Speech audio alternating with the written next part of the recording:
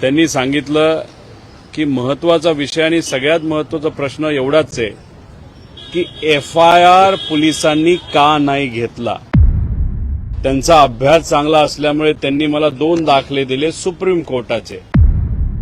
FIR हा देणं आणि देणं हा आमचा अधिकार आहे आणि त्यांनी तो घेणं ही त्यांची ड्युटी आहे आणि महाराष्ट्रामध्ये अशी एक गोष्ट होत असेल तर हे फार चुकीचे आहे। काल अमित भाऊंना मी विनंती केली होती की मला राज ठाकरे साहेबांना भेटायचंय, त्यांची मला वेळ मिळू शकते का।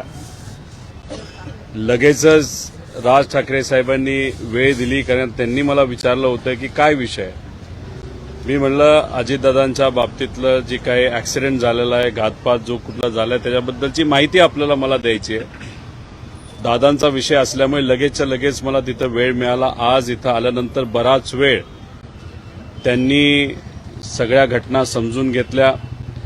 जी काय माहिती मी घेऊन गेलो होतो ती पूर्ण माहिती त्यांनी समजून घेतली आणि ती माहिती समजून घेतल्यानंतर बोलत असताना त्यांनी सांगितलं की महत्त्वाचा विषय आणि सगळ्यात महत्त्वाचा प्रश्न एवढाच आहे की FIR पोलिसांनी का नाही घेतला।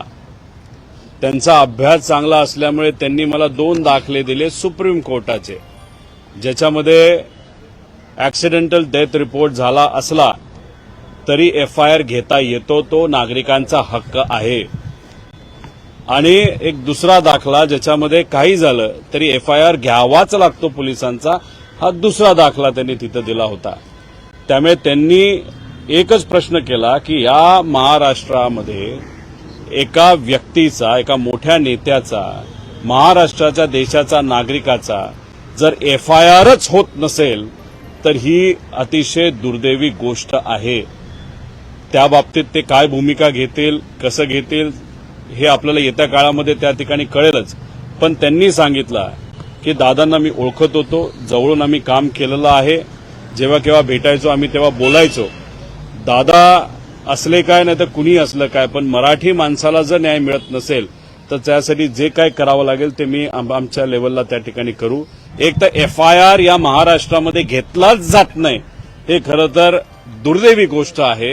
FIR हा देणं आणि देणं हा आमचा अधिकार आहे आणि त्यांनी तो घेणं ही त्यांची ड्युटी आहे आणि महाराष्ट्रामध्ये अशी एक गोष्ट होत असेल तर हे फार चुकीचे आहे। आणि आज राज ठाकरे साहेबांना भेटत असताना योगायोग आज मराठी दिवस त्या ठिकाणी आहे, त्यामुळे मराठी माणसासाठी राज ठाकरे साहेब आजपर्यंत लढत आलेले आहेत आणि मग आज दादांचा मुद्दा घेऊन आपल्या पक्षाच्या माध्यमातून सुद्धा कार्यकर्त्यांच्या मदतीने व आपण स्वतः सुद्धा या विषयाला न्याय मिळाला पाहिजे। इतरही पक्ष, नेते, सामान्य लोक, महाराष्ट्राची जनता दादांना न्याय देण्यासाठी प्रयत्न करतच आहेत, पण तुम्ही सुद्धा पाठिंबा ताकद द्यावी अशी विनंती त्यांनी केली आणि त्यांनी मला सांगितलं विचारायचं कारण नाही, मी नक्कीच दादांबरोबर त्या ठिकाणी असणारे, न्याय कसा मिळेल यासाठी मी प्रयत्न करेन।